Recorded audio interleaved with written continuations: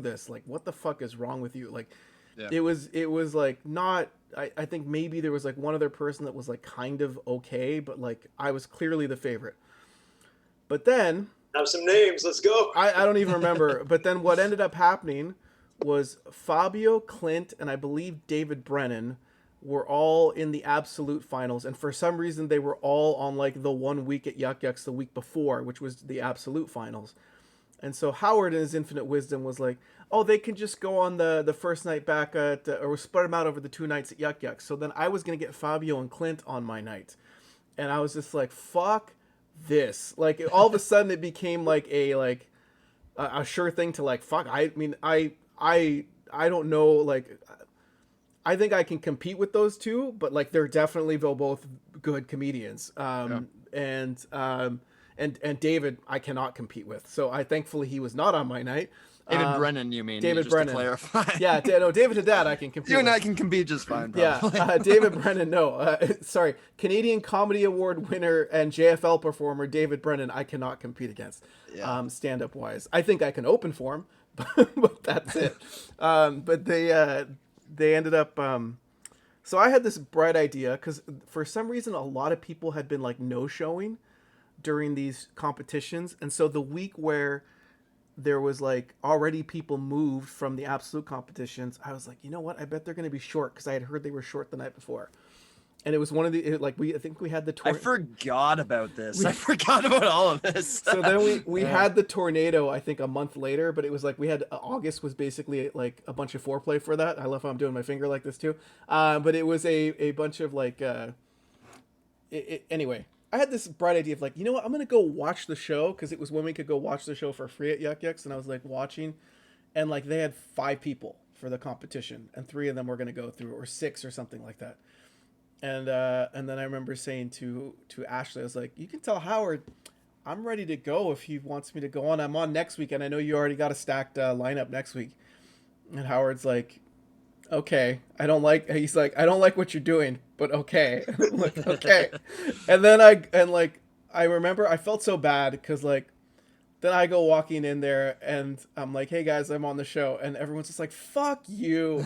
And then I think I got first that night too. And then I remember the picture was just me going like this, like, because I knew everyone in the community was gonna be like, what the fuck? And like literally the messenger pointed like, what did you do? And I was like, it's like, I played my card, and you looked like you ran away, Lorenzo, is what it looked like. Kind of.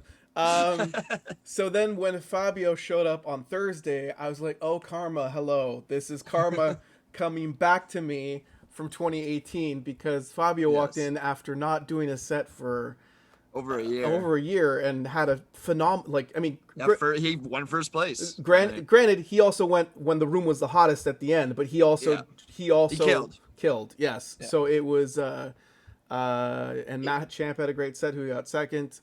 Also right before him. So and the girl who was right before them was like her second time. She's decent for only her second time. And Mitch finally figured out how to properly introduce people by that point, rather than forgetting their names as they're walking up, like he did with me. I swear to fucking God. Even Trevor, as we're going to the bar, he's like, did he do that on purpose? And I said, Trevor, I have no idea, but every night he has hosted in a competition that I have been in, he has fucked me in some way or the other. He has fucked me. So like I always whenever it seemed like a genuine fuck up. He just randomly blanked on you. Oh, David, I'm sure it's genuine. I'm just saying he just does it consistently. So it was hold on, I'm getting a question from the chat. I think I was talking to David once. I don't know who it was or so, but I was like, does this guy hate me, or is he just like an idiot? He's like, I think he just is an idiot or whatever. Mitch? Like about Mitch? Yeah. Mitch is great. Not Mitch, someone else or whatever. Oh, yeah. Same kind of thing, like where it was just like, this guy seems to be kind of a jerk to me, but I think he might just be dumb, Yeah, I think I confirmed that there was a dumb person. No, dumb's harsh, but you know what I mean. So anyway, that was, but I don't know, David. The other thing that did not work in my favor is I was sandwiched between the 2 worst people on the show. These 2 random guys. Well, one's not. I think so that did work in your favor. I don't know, because like I came up to a dead stage, and then whatever momentum I had was quickly killed right afterwards, which Yeah, but it was like so because yeah, you followed one, and then I think Champ followed another, and like what I felt when both of you went up was like it was like, oh, these people like know how like it was very clear that those other people were like brand new, had done it like a couple times, and when you guys went up, it was like, okay, these people know what they're doing. They've obviously done this a lot. So I thought like when you guys came up, maybe I was just like projecting, but I felt like a relief from the audience a little bit. So it might I was be. also really high at that. I got way too high before going to that thing, and there was a lot of bombing going on, and it was really hard to watch. It was a very tough show. Yeah. I showed up late for the draw and missed it like by like only a couple minutes. So So then did you have to go bullet then? Well, I did. Well, I was scheduled for second. Oh yeah. But Abdul was first. Right. But he Okay. didn't show up, so then I was moved to the. I've been asked by our fan Trina Wilson Trine Beans in the chat to do a welcome to the other non-David Haddad viewers in the chat. Amniana and come with me. Why wouldn't you come? Yeah, come with me. Why wouldn't you? Welcome to the show. We're just talking about Ottawa comedy competition drama from this week. But yeah, I'm happy to go through to the next round. It's exciting. Yeah. After getting through the first round 3 years in a row, the second year by dubious means, as I've outlined, but not going through last year. I mean, granted, I had kind of stopped doing comedy while I was in school for 2019, so I didn't really develop much of anything. But I had a tight. Yeah, sorry, I was just gonna say it does suck when you like kind of get a consistency and then like don't want it. Like I did, my first year I advanced. My second years I got to the finals. My third year I didn't advance at all, and then last year I made it to the semis. So it's like a weird thing sometimes. It's such a fucking like. There's so many variables, and so many of them are out of your control. Mm-hmm.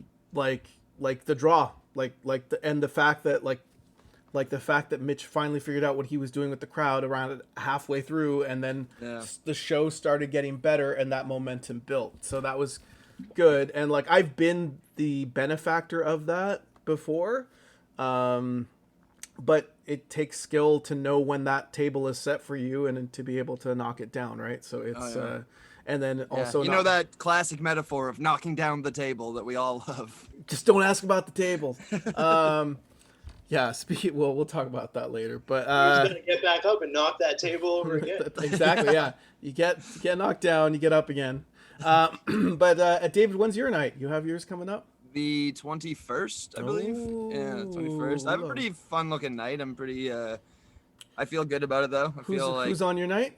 Well, Christina Muehlberger is the clear first place. I've lost to her before, so yes. I think I've got a good shot at second. I think I have a very good shot at second. I can't remember exactly who's on. Let's anymore. check. Okay, let's go through it. And I heard you pulled out of our surprise Simpsons trivia on Tuesday. Yeah, on Tuesday. I've been making plans with someone for like weeks now, and it just keeps not working. And I forgot that I had set it up for Tuesday. I see. Well, this is the night of the burgers. It's Christina Muehlberger, Hamilton Burger, David Haddad, Lee Bursey. Don't know who that is. I think it's Lay. Lay Hala Migahead, Migad. Yeah, she's pretty funny. I think it's Megahead. Yeah, she's I've seen her at Swissels before. I think once or twice. She's pretty new. I think she's like she could be a bringer. So I think she could probably get through as well. But she also was pretty funny. But I don't really remember her that well. Cam, I remember seeing her. Yeah, she has good. She's got good jokes and stuff. Okay. I remember at Yuck's one. It was like one of those lotto nights, and she went up, and I guess I think she's a little quiet, you know. Yeah. I think they turned the volume up on the mic. Yeah. And the next one was like Liam, and so he just came in like guns blazing, talking about eating ass, and it was just the loudest thing I've ever heard in my life. Yeah, that's hilarious. Who else was on there? Is there anyone else? Well, there's Cam Pilla. Yeah. Nice guy. I like him a lot. Cam, I like you a lot, buddy. You keep working at it. And it's Tom Hills. Yeah. So Tom's a bit. That guy's like, why did I decide to watch this? I know, yeah. The one night. Tom's a bit of a wild card. Tom's a Yeah, but Tom's, he's great. Like I sort of think my guess is Tom, me, and Christina. But also Hala could knock either Tom or me out. I don't really know. She's a bit of a wild card too because I don't really know her that well. I wouldn't sleep on Hamilton Berger. He won a joke writing contest in the Ottawa comedy community. Once it was anonymized and no one knew it was him, everyone's like, "Oh, that's funny," which says a lot about your standing in the community. The next night is brutal. It's Rory Gardner, Bilal Mames, Josh Williams, Hart Scholdice, Aaron Hill, Shane Lloyd, and Sufjan Stevens. Or Sufjan Bushmont. Sufjan Stevens. Yeah, and Mitch hosting that night. Holy shit, that's anything can happen when Mitch hosts. Anything can happen. Literally anything. Can happen. But yeah, I would say in that I would pick probably like Aaron. I've never seen Hart Scholdice, but I've heard he's pretty good, right? He's good. He's Bilal. Bilal? Yeah. He's pretty great. It depends if Rory brings his guitar. Yeah. I forgot Rory was in there. Rory's probably gonna advance too. I think it's Rory, Josh, and Aaron. Like that's who you would think. Oh, fucking Josh! I forgot Josh too. Yeah, Josh is advancing 100%. JFL album comic. Those semis are gonna be tough as fuck. Like even with the six of us now, it's like, oh shit, like that's not anyway, so welcome. That's the end of the Ottawa Comedy Roundup. But it's for a lot of us, it was the first show we've done in a while. At least for Emmett and I, it was like just the first show we've done in a while. Also, I got in I won't get into details of it, a very ugly Twitter fight or Facebook fight with another comedian that ended up giving me a gig from it. Actually, two. One is the roast that I'm supposed to do with him in the fall, and one is a spite. And one is a spite, pretty much by his former producer. That was just like, "Hey, man, this made me laugh. Do you want a spot and $40 on my show?" I'm like, "Yeah, okay, I'll take your money." So yeah, it's me. How you spent like the day doing that. Like as your warm up for the contest or what? It's like your new superstition. You wear the same underwear and you get in an internet fight with a sexual assaultist. But you know what is like I was feeling so like not off, but like I just didn't have any fire in me. And then I got into it with him, and then the way it ended with me, just like the way I bodied him in the comments was I just walked away just like, fuck, I'm ready to go. Bring it fucking on. And then and then it was like, well, now you got to do that next time. Yeah, just keep watch out, internet. Speaking of, you said that no one's really been doing shows. I feel like we should announce to anyone who's listening that indie shows are opening now. So Swizzle's comedy open mic is starting again on Monday the 19th. So that's great. And then I think Eddie's is happening pretty soon, and Poor Boy is back up, and everything's starting to kind of get going again, which is very nice. Very nice. Swizzle's nights are just magical sometimes. They can be, sometimes. Yeah, I didn't put in for a spot that first night because I have my licensing exam the next day. I have to. I realized that I should probably prioritize people in the competition. People too. Yeah, because I forgot, and then like I'd sort of already booked a lineup, and then like Hamilton, for example, was like, "Hey, spot, like I have a competition a couple nights later," and like we're on the same night. You're like, I'm aware. Yeah, it'd be pretty fucked if I just booked, because I'm gonna do my Swizzle show. So it'd be fucked if I did it and didn't book him, and so I have to be.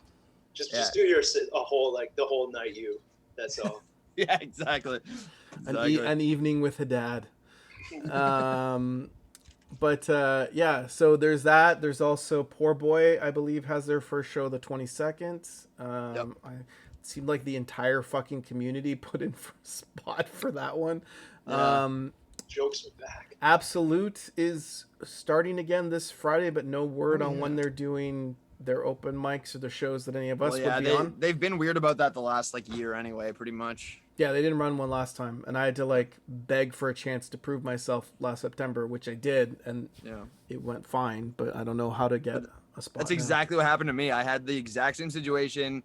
Jason, for the first time ever, had really positive feedback from me and was just like, yeah, we're gonna start watching you, blah, blah, blah. And then we all went to lockdown again, and I lost all of my momentum, and he didn't return my call. So Yeah, I haven't even bothered to call him. I'm just gonna send him an email or something. Just be like, hey, I did that, and I'm also gonna try the what's it called? The Nest. Once I get my second dose and I'm How do fully you vaccinated. could I just ask for that, or like how do you do that? Because I know you've like done it before and you Well, like you have an in. can go for like well, David. First, let me explain. You have to be cleared to do the Nest. You Okay. have to have the stars have to align, and David Acker has to be here in Ottawa and you have to say, hey, David, watch this, Is and that then actually what happened? You had to be in front of him to do it? yes. Pretty Okay. much. I remember I did the show. So I think it was a Wednesday, and I was like, I saw he was on the lineup, and I remember someone telling me, if you see him there, tell him to watch you and don't fuck it up. And like, Yeah. of course, it's absolute, and I did not fuck it up. And he's like, yeah, anytime you want to come do opening, you get $30 a show. Fuck yeah. You don't, unless you have someone to stay with, that all gets eaten up by hotel and gas. So ladies, if there's anyone out there, no, I'm just kidding. But I did. Let's see, I showcased in April for him, and then August I was there. So they book pretty far out. I don't even know how they're booking stuff now, Yeah. but yeah. So I'm cleared essentially to do the openers at the Nest, and now I know like Joey Elias and stuff. Rodney Ramsey saw him, like he was the host, and they both had great things to say afterwards. Oh yeah. So I'm gonna try, and once I've got my second dose and fully good to go, I might go away for a weekend and do that again. It's a lot of fun, and it's a weird. It's not an easy room by any stretch of the imagination. It's like someone combined Absolute and Yuck Yucks in that it looks like Absolute and how professional it looks, but It's a little unpredictable and more difficult, like Yuck Yucks can be. Yeah, and it's cavernous because the ceilings are so high. Like the silence sits there, but like when you hit and you make the room pop, it's like it's loud. It's a good feeling, but also like you also get such a weird mix of people in there, of like a lot of tourists. French. No, not even them. Just like there's a lot of tourists. So like it's a lot of well, I don't know about right now. It might be different, but like when I was there in August 2019, it was also Pride Week, so we were competing with a lot of other stuff to see. And so I remember at that time I had a lot more Trump and U.S. politics jokes in my set, which I've kind of was weird only doing one of them on last week. I was just like, and it didn't even hit as hard as it usually did. So I'm just like, is it over? Can I not That's do what I've these? been feeling when we did Trevor's pad. My like old stuff like that is usually like it just felt weaker or something. I don't know what it is. It's lost. Well, the Trump stuff I definitely felt like had. I mean, that's my best Trump joke, the coloring book joke, and it's like it hit, but I was just like it did what it needed to do. That I was like that usually just like was a barn burner. I'm just like no. I was like okay. All right. Well, there's also just the possibility that everyone's trumped out a little bit, you know. Ooh, they could be. They might be. Speaking of things to argue about, let's get what is this transition? Let's get master of the segue. We keep talking about Ottawa comedy stuff and comedy bookings and, we'll get and whatnot. Locked into that. We can circle jerk each other for a long time if you guys want that. But what we're really here for, now that we've killed time to allow people to jump in, and let me just see, we have no. Rachel says no. I fucking called that, man. I knew it right away. She says she hasn't watched the movies. Responding. And her sister's birthday was today, and she's dead. Okay. Let me just say, no worries. Okay. So just ask her what she thinks on it. We'll save her opinion. Well, she can watch this and do another stream commenting on it. Like Bo Burnham with he's watching the stream. So we watched. I should go to finish Ace Ventura too. Hold on. All right, I'm good to go. Two weeks ago, we watched The Cable Guy, and we talked about Jim Carrey and his career and kind of broad strokes and where The Cable Guy fit into that. And I think we can all agree Jim Carrey had a very, very good 1994 and 95. And I think The Cable Guy was, as we said, a very good indicator of what was to come in his career in terms of the darkness and the things he was going to gravitate towards. But that's not what we're here to discuss today. We're not here to talk about Jim Carrey and where he went. We're talking about where Jim Carrey and where he started, and that is with the first and second Ace Ventura movies. And this has come up quite a few times in other movies, non-Jim Carrey movies that we've discussed as well, about David's love of Ace Ventura 2. Does this come up on just other other shows and Other everything? shows. This comes up all the time. Yeah, he brings it up literally all the time. Ace Ventura: When Nature Calls, I should say. And then the first one, which is a 1995 film. The first one is Ace Ventura: Pet Detective, which is a 1994 film. He is still a pet detective in the second one, even though it's not in the title. He's being called by nature, so. Yeah. Yeah, okay. He's as much of a pet detective. All right, whatever. So I don't know why you were skeptical about that. we have a lot to talk about because I thought apparently my sister's watching and she says Mom fucking hates Ace Ventura. So hi Mom, hello my sister Alexis. Yeah, I remember, and my mom will back this up, that I was very much into the first movie when it came out. I had the poster that's I'm sure it's somewhere that my mom's probably thrown away or is still tucked away somewhere. But I loved the first movie.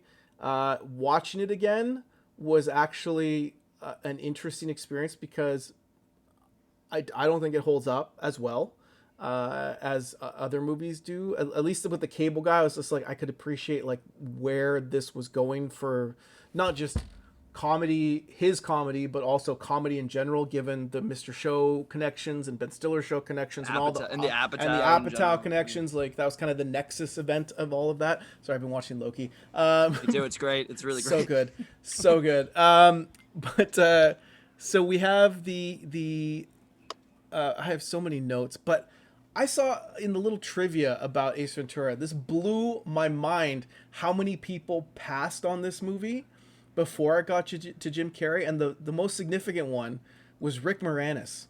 And I really wonder what this movie would have been like with Rick Moranis, and the movie apparently was very different initially. It was very I don't picture him being like I picture like a neurotic, like quiet detective. He was supposed to be an idiot, like in the first movie. He was supposed to be just like kind of bumbling through things, not this like super sleuth. Probably more of like a Pink Panther type deal, right? I think that's exactly what it was supposed to be. Is kind of a modern version of those movies or those films. A Clouseau type. Rob Schneider also apparently passed on it. Making pets gigantic. Yeah. I couldn't believe Or shrinking them or whatever that movie. He does it all, baby. He does it all, yeah. I couldn't believe that Rob Schneider would pass on this in 1994. Yeah, like, he would have fit for that type of character, like. And I know he's turned into a garbage human being now, but like he would have been, I think, really good in this back in '94. Like I know, like Jim Carrey made it his own thing. The other thing I was fascinating is there was apparently being thrown around a couple times with Whoopi Goldberg as a female, Alicia or something like that, or something Ventura, and it was like gonna be her, which I'm sure she would have been just great in it too. But yeah, so this could have been a very different film, and apparently had been with the studio Morgan Creek for quite some time. Part of Carrey doing this was that if it hit, he would have to do the second one. So I bring that up. So we're going to be debating which one is the better of the two movies. Emmett is our judge. He's watched both of them. Rachel is supposed to be, but she's too tired. But I'm going to make a case that's strike one against Ace Ventura 2, that apparently also Jim Carrey did not really want to do it. Did not really want to do Ace Ventura 2. He apparently hated the entire bat storyline, that he was afraid of bats, because he's like, why would Ace Ventura be afraid of any animal? Like, this is kind of his thing. And also there are some flaws in his pet loving logic. I'll point that out in the first movie. Okay, all right. So. The other thing I thought was an unfortunate bit of trivia too for the second one was that the poor actor who played his Watson, what's his all I remember is I just think of him as, he just goes nonsense poopy pants. I just always think of him as poopy pants. Apparently Jim Carrey was sick a lot during this movie. I think just from sheer exhaustion, given all the movies he was doing at this time, because like he would have been filming Batman Forever around the same time as this. He apparently He also hated bats. That's true. There is a connection between them, but apparently he like the studio was like, it's no problem, we'll fly you first class, and like you can go back and forth to, like, he had other films he was doing.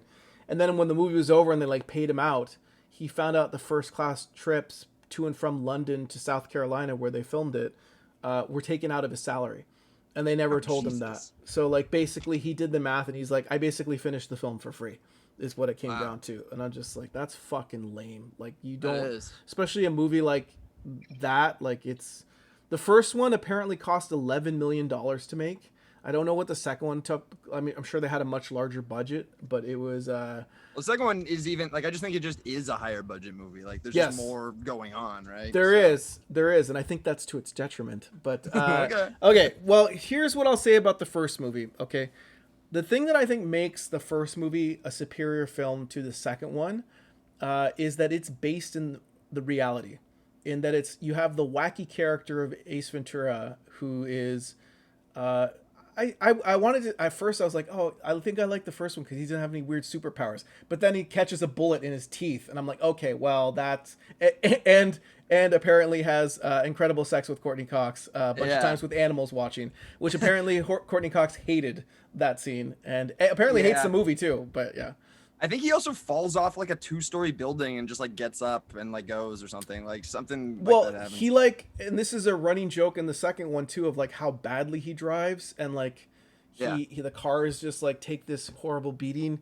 I like how that movie, like there's a few movies where what the car gets worse throughout the movie, like you know, like Blues Brothers or Planes Train or Tommy Boy, and like that's pretty funny to me always when they're just still trying to keep it together. Well, I like how it kind of reinforces the fact that he lives from case to case, like financially, because the guy beats the shit out of his window in like the first act or the first scene of the movie, and like he's, because he can't afford to fix it, he's like sticking his head out driving the rest of the time, and that just becomes his like his thing. Okay, he actually said, because remember his landlord is mad at him too because he's not paying rent too. Uncle whatever from Breaking Bad is his uncle. Oh shit! Okay, the bell guy. The bell guy. That's him. Yeah. Ventura.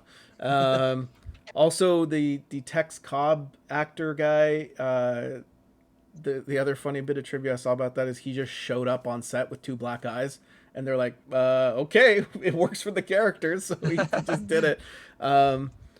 Yeah, it was, there was a lot of, he gets randomly blown by this incredibly gorgeous woman in the beginning scene, which was, now that I know my family's watching, we're going to skip that scene. Why? Yeah, but I do want to, okay. But like why is he like a sex machine? Like, why is that part of it? Is it so like ironic because he looks fucked and okay, weird? well, we can get into that because, I mean, obviously the sex with the love interest in the movie makes sense, right? But like with but it seemed like self-aggrandizing at the end, where it's like, oh my god, you're ready again or something like that. Right. And, yeah. Well, and like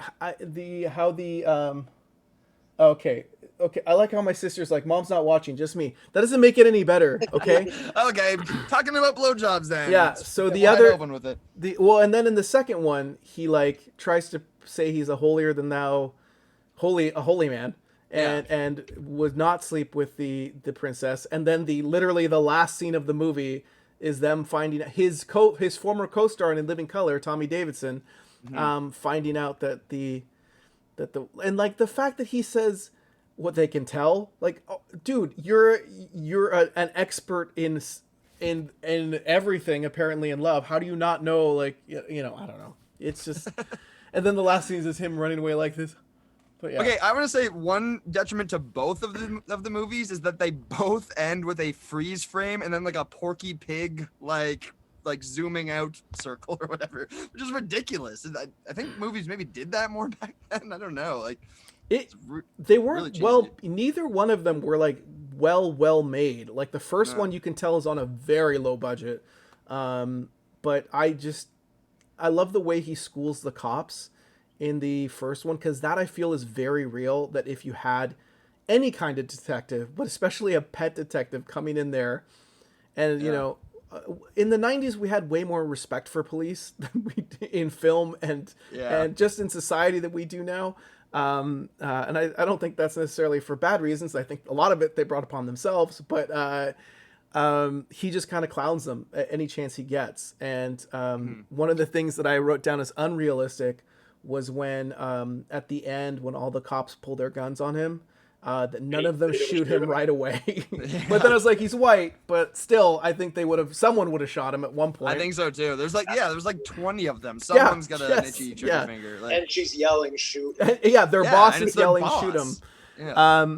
Apparently Cannibal Corpse appeared quite predominantly in an early cut of this film, like the music did, and they're in it though. They're in it, but like it was a lot. There was a lot of their music in it, and people did not respond well to it. And I have nothing but respect for them, but I can understand why that happened.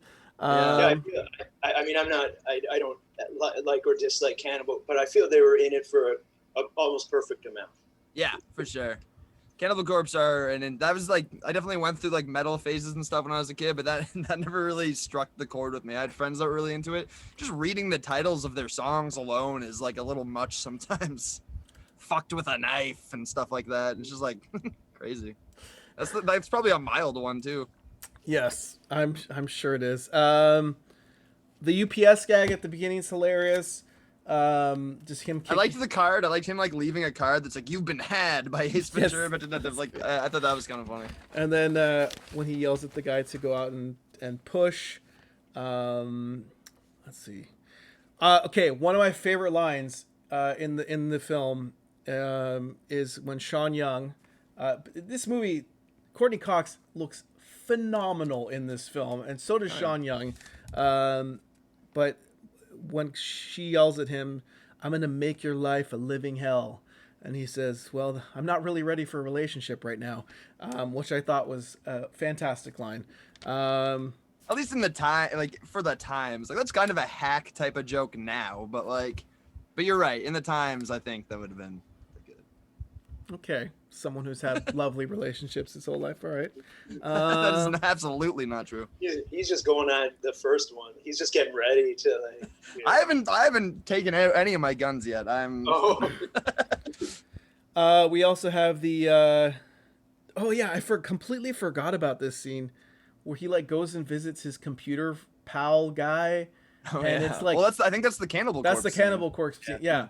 And it's like the most. I think we had this discussion during Cable Guy too, of like how unrealistic the technology portrayal was when, like, in Cable Guy, when the movie started playing on everyone's PC, like no one's PCs were networked, but like you can't send that an email. It's too big for emails in that time period. Anyway, it's still hard to send videos in email without like a OneDrive and stuff. This one he's like, and he's going to a party. Yeah, exactly. This one had that, and also like zooming in on scanned newspaper articles in 1995 when most where'd that come from? Did a library I had a lot of problems with that scene. Yeah, where are you getting this microfiche? Yeah, exactly. It's like, who are you clued into there? It's like that was a problem. I wondered what the guy's relationship to the club was like. Yeah, why was there a hacker in the back of a metal club? It didn't really make any sense.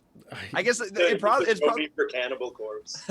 Is that maybe just a trope? Because I know like hacker movies was like a thing back then. Like maybe they were always hiding in like dingy places like that. I didn't really watch any of that stuff, but you didn't see the movie Hackers?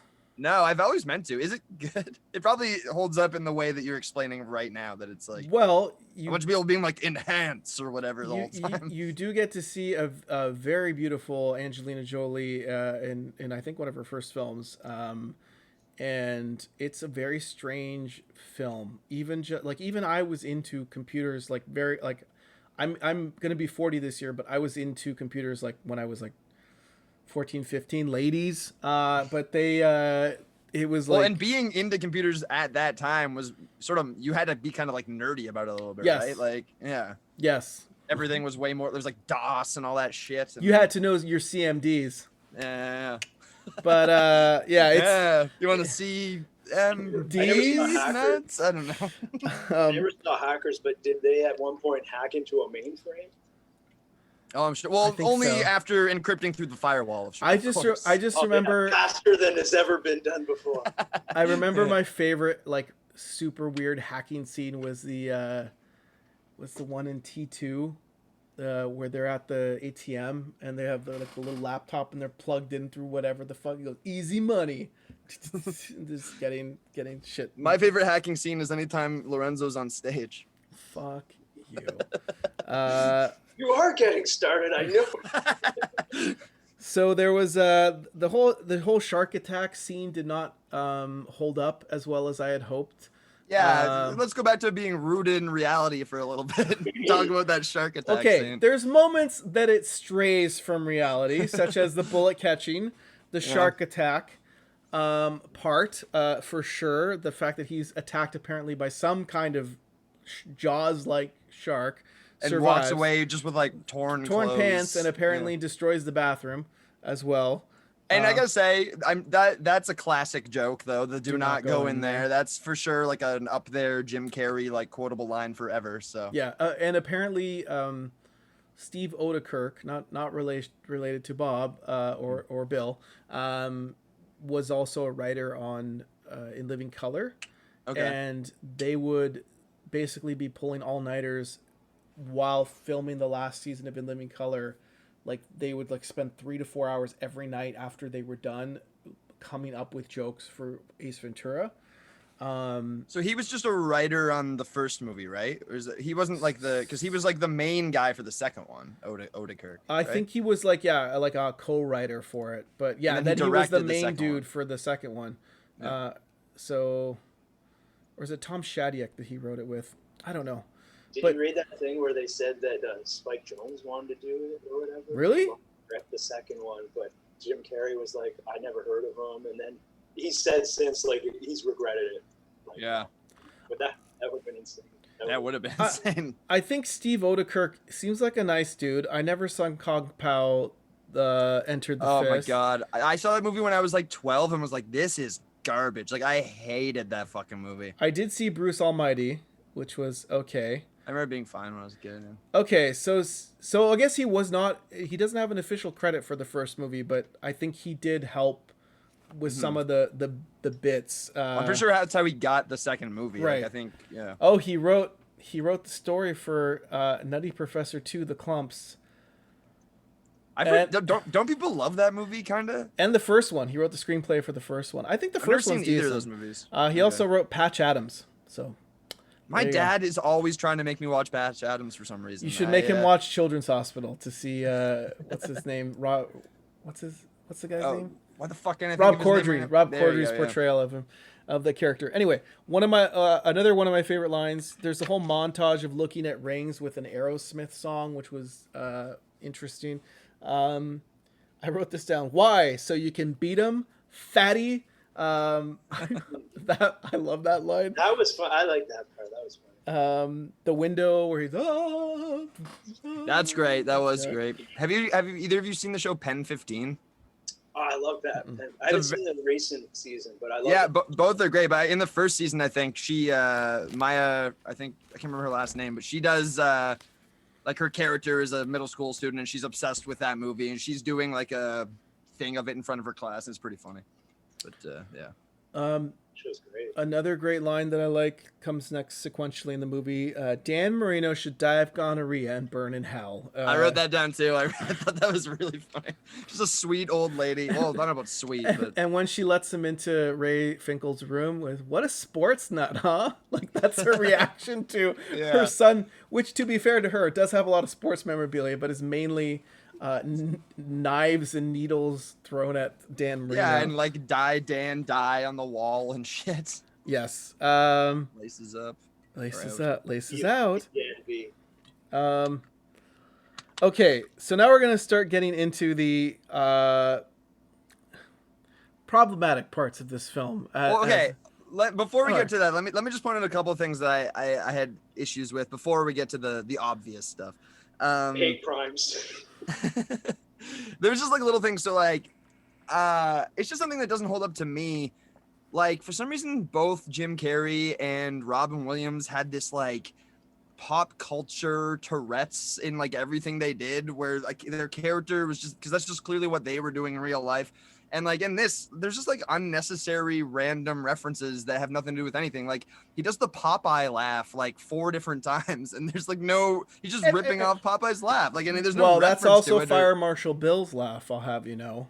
Okay, well then he still stole it from Popeye. Well, the less sensible, he just does like random Star Trek impressions. Exactly, I've got that written down. There's in the no dolphin reason for it tank. to happen. Yeah, there's no reason for it to be happening at all. He's just in the dolphin tank, and he's Now keep that in mind when we get to the plane to Africa, and he's just going through bit after bit after bit with no context whatsoever. No, I know. I agree. I think it was just like, this is the Jim Carrey machine, and you're just like, people just love watching him go. Yeah. I think that's true. And I think that's a similar thing with Robin Williams. It was just, they're both like just very insane, and that you just put a quarter in and watch them go. And Yeah, I guess like Kedzie Matthews, college comic of the year, college favorite. College yeah, favorite. exactly. It's a Mr. Show reference. We covered Mr. Show a couple months ago, but I don't know. I can't think of anyone who fits this bill now. Like, have we had anyone like this since Jim Carrey? Like the just like stuck on high kind of 100%. Because I think Robin Williams is a good. You can draw a line from Robin to Jim, but like Absolutely. I don't know who comes after Jim, if anyone did come after Jim. I just think that humor doesn't really like work that way anymore. Like I think the version of that is like the Apatow style of like people just making references while making fun of each other. Like, you know how I know you're gay, and like shit like that. Like I think that's just the new machine that pop culture gets like put through in movies and stuff, rather than just a man unhinged, basically, which was the old delivery system for some reason. Is there anyone that does impressions like he does? Anymore? I don't know. Other than Ottawa favorite Steve Love, Dr. Steve Love. No, I don't know that I can think of. I can't think of like a prominent impressionist. I mean, Bill Hader actually is pretty great with that stuff. I don't think he uses it that much in movies, like not that way anyway. Okay, all right.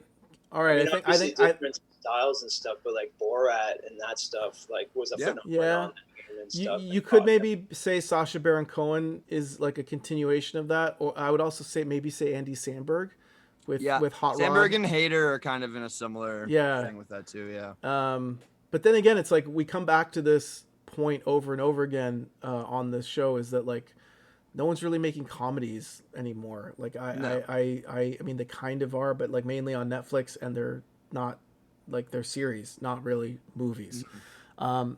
So did you have any other points? Because I was going to bring up the first problematic area, which is not the main one, but it's one that I think should be covered. Yeah. When I have my notes, I think I wrote these really stoned. One just says Ace is kind of punk rock. I don't know really what I meant by that, but he was actually metal. Yeah. Well, no, there's something about his vibe. He just didn't give a fuck. I thought it's the Hawaiian shirts. Yeah, that's he looks like he's in the Mighty Mighty Boss Tones. The ass talking is great. I love. Oh no, sorry, not Mighty Mighty Boss Tones. Me First and the Gimme Gimmes. That's what he looks like he's in. Whatever. It's all. They're the guys who do the punk covers in Hawaiian shirts. But yeah, that's true. I do like that band. But yeah, the talking ass is so stupid but so funny. Like I did love that. So do you know that apparently came from Keenan Ivory Wayans was yelling at him in a writing meeting in Living Color, and Jim got pissed off, and that's what he started doing, like an impression of Keenan talking out of his ass. And I that's hilarious that he actually did that in a fucking room full of mostly Keenan Ivory Wayans' family. That's a very good point, actually. But just that he did that. Also, that was one of my favorite parts of the second movie, where like they're talking to the monk, and he's like, "We're all children of under whatever." He's like, "The guy who talks out of his butt, oh him." Yeah. That was by far one of the best parts, and also how happy they were that he left. Yeah. Oh yeah. It was a good way of referencing that without like rehashing the exact same joke, which I know is an issue people have with the second movie, but they didn't do that with the ass thing, at least. Yes. Other than that, which I thought was a tasteful way to reference an ass joke. So I think the first part of this movie, which coming back to it and thinking of like, what are the most problematic parts of Ace Ventura 1? There's the big one that we're going to talk about at the end, but I completely forgot about Shady Acres. Completely forgot about Shady Acres, where he I plays. totally forgot about that. Yeah, so for those of you who haven't seen Ace Ventura either ever or in a while, this is after he visits Ray Finkel's parents, who are lovely. Uh, they say, they kind of offhandedly mention that that Ray had a mental breakdown and was committed to an institution called Shady Acres, where he broke out of and had been missing since then. We find out later what happened to him, but he apparently a lot of his things were left there, and that's kind of where Ace gets his first clue that Einhorn and Finkel may be related in some way. But his impression of you guys can maybe correct me if I'm not saying this the right way anymore in 2021 terms, but a mentally handicapped person, or someone with a disability, a mental disability. I read it in an article as poses as a mental patient, which involves donning a pink tutu, adopting a pseudo Down syndrome inflection, and pretending to live inside his own perpetual fantasy football league. Right. So there's some funny stuff that he does, but for the most part now, like in 2021, watching this, I'm just like, oh no, like this is the larger controversy at the end of the movie, I think, overshadows this one. Yeah. But just the fact that he was posing as someone with a disability to try and gain access, and like it just, none of it goes well, I think. And like put me in, coach. This man's image of someone with mental illness. Yeah, exactly. I mean, yeah. I mean, it's funny to be like, okay, I have to be mentally challenged. Like, where's my tutu? Or like, that's crazy. That's a crazy fucking joke. But yeah, if we ever want to cancel local beloved comedian Ashley Kurchenko, there's some great pictures of her as that character for Halloween one year. Yes, that's true. She did do that. Summer comedy competition winner Ashley Kurchenko did that. It was a great costume. She nailed it. Yeah, she is a huge Jim Carrey fan. So yeah, I'll concede that that's very problematic. And then we get he's talking to, oh yeah, super slow-mo was funny. That was a good gag. Yeah. And then that could have been done without that pretense though. Like that could have been put in there somehow. You know, it doesn't have to be a mentally challenged person doing that, you know. Yes. He's already like snuck around and broken into stuff. Like he could have just went and broke into computer, you know. There's a random like thrown off gag that doesn't really involve Jim. It's the orderly walking in and you'll only ever see his shoulder, and then you hear the conversation with him and another guy.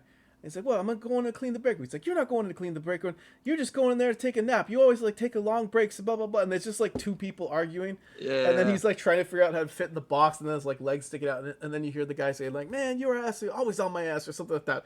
I was like, that's like the most perfect representation of two people who hate each other at work I have ever seen on film. And you don't ever see either of their faces. It's just the interaction between the two. That was also a pretty great gag where he's like trying like futilely to fit himself in the box, and then when the guy walks away, and then he breaks out of the box. And that's where he sees the Lois Einhorn goes missing clipping, because that's what we used to do back in the 80s and 90s, is clip newspapers of things we wanted to keep. So I didn't know this, but apparently Sean Young, in the group picture of like the dolphins that are all together, it's her dressed up as a man. They actually like put a mustache on her and everything. And I was like, holy shit, like that's amazing that they actually did that level of detail. Yeah. So what gets revealed, and this is the bigger problematic, pun intended, issue with Ace Ventura 1, is that Ray Finkel, after having a mental breakdown and being committed to Shady Acres, breaks out and presumably goes underground for a little while, lives on the lam, and then has a gender reassignment surgery, at least the top part, and assumes the identity of missing hiker Lois Einhorn, and somehow climbs the ranks of the Miami Police Department to lieutenant. Yeah, that was the most unrealistic part of that to me. It was just like in an elaborate revenge scheme against the Miami Dolphins, the team that scorned her when she was a he as their kicker back in the 80s, and specifically that revenge seemed to want it to be like mainly directed to Dan Marino, who apparently did not hold the football properly, laces out, and then it just kind of extended to the organization. So I think what Ace said, that the reason the dolphin being kidnapped is like, you forget about it, like it's kind of comes up at the end. Apparently the reason why the dolphin was kidnapped was because they taught it to kick a field goal and put Ray's number on the dolphin. And that pissed him off, or her off. David, I'm gonna blame the dolphin for that. What? You can't really blame. No, the you dolphin. can't. No, they don't. I mean, they're the second smartest animal, but let's not blame. Well, actually, according to hitchhikers, they're the smartest animal on the planet, with us being the third. What would you like to say about? Because I have a rebuttal for you, but you go ahead. Tell me how awful this is. Well, first of all, I want to say one weird line that happens early in the movie when when he's in the office and Lois Einhorn comes in. He looks at her and exclaims, "Holy Testicle Tuesday!" And that's at the very beginning of the movie. And I was like, "That's so weird." I was like, because, like, obviously it's the twist at the end. There's that one, and then a couple scenes before the reveal is, and it's revealed, by the way, by his dog sitting on this picture of Ray Finkel, and you see the long hair, and then he puts it together that they're the same thing. Is when she's making out with him, and he's like, "Your gun is digging into my hip." Yeah. That was the other one. Yeah, but that one makes more sense because it's like I mean, I guess the Testicle Tuesday is foreshadowing too, but like as a standalone joke, it doesn't even make any sense. Like the gun thing was like, that sort of makes sense, but yeah, it was such a weird thing. But yeah. Also, so anyway, would women carry guns on their skirts? Like she was wearing a skirt. Like where's she keeping the gun? Like was she not wearing? I don't remember. Anyway, go ahead. Tell me how this disqualifies this movie from being. Actually, I like that testicle too is like a Chekhov's gun kind of thing. Like you mentioned, we have to use it in the next scene. That's what he should have said. Your Chekhov's gun is digging into my leg. But I don't know. It's it's like horribly transphobic. It's the main gag of it, and gag being an operative word because all the men start gagging and spitting. Well, also implying promiscuity. No. Okay. Here's where I'm going to rebut you, sir. Well, yes, promiscuity for sure, because the big reveal when Ace finds out is so apparently. Also, this entire reveal and segment was all added very last minute because the Crying Game came out like a year or two before. And they used the music, twice, and everything. Right? Yes, yeah. The big reveal in that movie is that the person you thought was a woman was actually a man, and this is the same thing. So Ace, I would say, goes a little overboard in his. Now, granted, if I was in a consensual relationship with someone and I found out that they had been lying to me about anything, I would probably be upset. I don't know if I would go to the point of vomiting, burning my clothes. Sticking a plunger against your mouth. Yeah, burning my clothes in a trash can. To plunge out the gay or whatever. And then, but this is my counterpoint to you, David. If you watch that scene again where all the police are spitting and everything, there's a female police officer also spitting on the ground as well too, which means that all of them made out with her at some point or had sex with her at some point, including the female officer. That's even worse. That's even worse for the promiscuity thing, because promiscuity... Maybe she just doesn't like being lied to like everybody else, and they're disgusted with her. Puh! That's like, it's a common like kind of toxic stereotype about like a lot of members of queer community, LGBT community, is like the promiscuity and like, oh, be careful, they're gonna fuck y'all or whatever. Like, Well, but it's not. See, here I'm going to hit back again. It's not that they're assuming this about her. They literally all have made out with her. That's what why I'm saying. That's why it's a fucked thing to put into a movie, because you're perpetuating a weird toxic stereotype. But anyway, okay. There's more. All right, go ahead. Well, Jim Carrey had because he's talked about this. He said it'd probably be different today, and he says that was an honest and completely homophobic reaction from that character. It was basically making fun of homophobia. It's ridiculous. I've got a plunger on my face because I kissed a dude. It's ridiculous. And I'm like, yeah, I feel like that's not a good. That doesn't really solve any of this. That's just being like, no, the character is homophobic. It's okay that we built an entire movie around that one joke. Like, do you have anything else you want to say about the? Well, I don't know. I don't know. Okay. I mean, I read a bunch of quotes and stuff. I found a bunch of articles that were sort of talking about it. It was referred to as the most offensive football movie ever made, which I thought was kind of funny. Because that is one of my things against this movie, like aside from the transphobia, is that I just don't like football movies, and just is a football movie, and it's so it very much is a football movie. I couldn't be less interested. That's why it didn't click with me as a kid, because I just didn't click with sports stuff, so I just didn't care about that. Like, I was just missing a lot of references. Now, David, I'm disappointed with you being one of the 2018 woke ambassadors of Ottawa comedy, that you didn't tie into the fact that they tried to tie trans motivations to mental illness, which is pretty much the path that Ray Finkel took, which is, but you didn't bring that up. You didn't make that connection.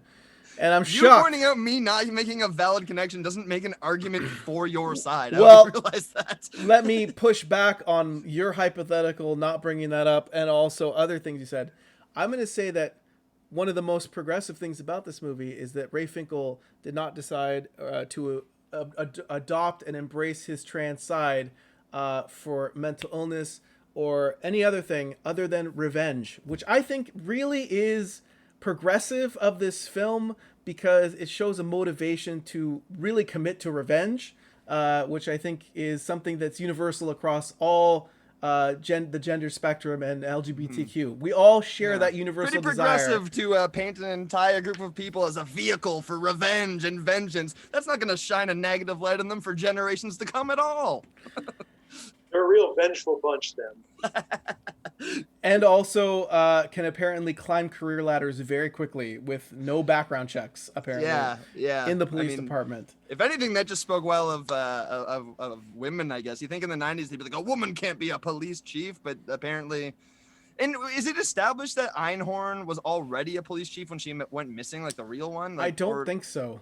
I don't know who she was before that, but the big reveal in the movie after they strip her down, which I thought was incredibly offensive to regardless of like sex or gender in that situation, that was a weird, like, debasing scene. And she's like incapacitated. She's just standing there, not moving, like panting weirdly. And, like, her portrayal of someone who's having a breakdown was not good. No. It was very much she made choices to act that scene in a specific way, and I don't think it did anyone any favors. But then they flip her around at the end, and it's doing the old Buffalo Bob method from Silence of the Lambs, of the tuck. Yeah. So, David, I'm sure you're a fan of. But we have... I don't know what that weird little attack was. Method or Silence of the Lambs? Yeah. We have a comment from Amniana, but that was also the reference for Sleeping to the Top. Yeah, it might be the fact that... Yeah, I guess because clearly she has been with every single member of the force. So, yeah. Yeah. Also, the way it sort of ends with like revealed, and then just like she just said like pushed into the water, and everybody laughs or something like that happened. Yeah, that happened. The other thing that was weird that I read was a deleted scene was when he throws the anchor down at the two henchmen. And they get knocked out. Apparently, in the original cut, their heads came off. They were like decapitated. I'm just like, oh, and they Jesus. were just like, yeah, it's too much for a movie that kids are probably gonna watch. Yeah. Yeah, the movie ends up very neatly. I thought one of the most realistic things is and this you won't like this as a non-sports fan, is he gets into a fight with the Philadelphia Eagles mascot, which is very much on brand for the Philadelphia Eagles, and how terrible. Well, it's just funny to see someone fighting a mascot. Like, I don't need to like sports to see a mascot get beat up. That's classic. Yeah. So, and that's how the movie ends, is Ace Ventura, and he's like, Yeah, and a freeze frame and a Porky Pig circle, and that's Yeah. all, folks. Such a weird choice. Nevertheless, I still think this movie is by far the superior movie of the two, for the reasons I stated, is that it is grounded in reality. It is Ace Ventura in Miami, in a real place that we all know, filmed there, being flooded. Wait, are you implying that Africa isn't a real place? Well, this mythical. Well, we'll get to the second movie in a minute, but he's like, prove it, David. You get, Prove it. Me without my globe. you get a sense that like he's a very weird person living in our world, and that he's like, now granted, some of the other characters in this world, like I don't know, the guy beating up his car, or there's other people that kind of don't fit very well in the real world either. But I would say that the ending notwithstanding, and also Shady Acres, it is the superior film of the two, because it has better jokes. I think the lower budget made them be more creative with it, and most importantly, Jim Carrey wanted to do this movie. This movie made him, and he was very excited to do it, which I will not say carried through to the second one, which is very much a payday for everybody, but including the subway ad as they're driving in. But anyway. Yeah, Dave, they did it as a joke. They still worked as a joke, the subway ad. Okay, all right. David, tell me why Ace Ventura 2, When Nature Calls, is the superior film. Well, here's what I want to say first, is that I'm very aware that I'm fighting a battle where I am outnumbered. I know, I think that I've looked into it a bit. I did my own Instagram poll, and it did not go favorably for me. Did you look at the Rotten Tomatoes score of each movie? Because I win in that sense. Oh, do you? I didn't vote on your Instagram poll because I didn't want to be biased. Thank you. We appreciate it. Reveal, I mean, it depends what you're looking at and Rotten Tomatoes, because so the first one got 49% on the tomato meter, and what was it, 57% on the audience on score. the audience, and the second one 25% on the tomato meter, but 72 on the audience score, and I think audience score is more important, because who are we if not What are you doing? What are you doing with this audience score? Did you juice it? Did you go? What do you mean? I don't trust this audience score on the second. Getting back to the comp now. I feel like the people who are fans of the second one are committed. They're like committed to make sure people see this as a superior movie, and I think they're incredibly wrong. But go ahead. Well, okay. I also just wanted to tell a story, because this whole situation reminded me of something. Here we go. New Brunswick. No. This is from when I moved here. This is when I was in school here. But when Lorenzo's so disappointed. but no, because I was just thinking about how, like, I do think the majority of people I talk to, because I think it's a generational thing for the most part. Like, people my age seem to all usually agree that the second one is better, and then I talk to anyone older than me, and they seem to think the first is better. You seem to have issue with that already. They're a year apart. Like they're No, I understand that, but I don't know what it is. For some reason, I think like the younger generation like clicked with the second one more, which I guess we're probably gonna get into, because it is a little more like over the top and goofy. It's like David Lee Roth and Sammy Hagar, right? Exactly. And but anyway, and then even the fact that you are fighting for this movie, the movie that has like a clear, like, negative connotation to it, it just reminded me that when I was at Algonquin College in the pro writing program, I had to do like a debate in one of my classes, and it was me and another guy versus these two other people, and the debate topic was, are women more harassed on the internet than men? And I was assigned to fight for the side that they aren't more harassed on the internet than men. Which is obviously a horrible stance to have to take, and I won. I didn't even believe it, and I still won. 1 second. Dear Ottawa Comedy. Yeah, that's well. Isn't that crazy? Let's hear some of those arguments then. Yeah. And my opponent was so fucking. One of the opponents was so cocky. He showed up because we had to sort of dress nice as like part of the presentation, and he showed up in like a suit with a briefcase handcuffed to his wrist, and no argument. I think he just thought it was gonna be like a cakewalk. He says, "Well, obviously, all I have to say are like men are stupid, blah, blah, women, blah blah." But yeah, we totally beat their unprepared asses. So anyway, this just reminded me of that, so I wanted to bring. I'm it up. sorry. It's like it's about ethics and journalism. Wait, why was his hand handcuffed to the suitcase? I think he was trying to be like for a intimidating debate or something. Yeah, I guess it was like a intimidation tactic maybe. And there was nothing in the suitcase. He had like a highlighter in there or something. There was like nothing going on. So this is Algonquin, right? yeah, Yeah. Okay. it makes sense. It makes sense. The gonk. The Gonk. gonk. Okay. Go.